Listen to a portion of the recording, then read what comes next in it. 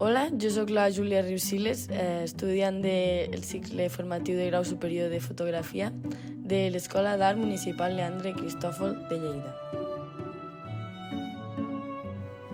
Àlbum familiar és un projecte artístic i personal que parla sobre un nou concepte de família,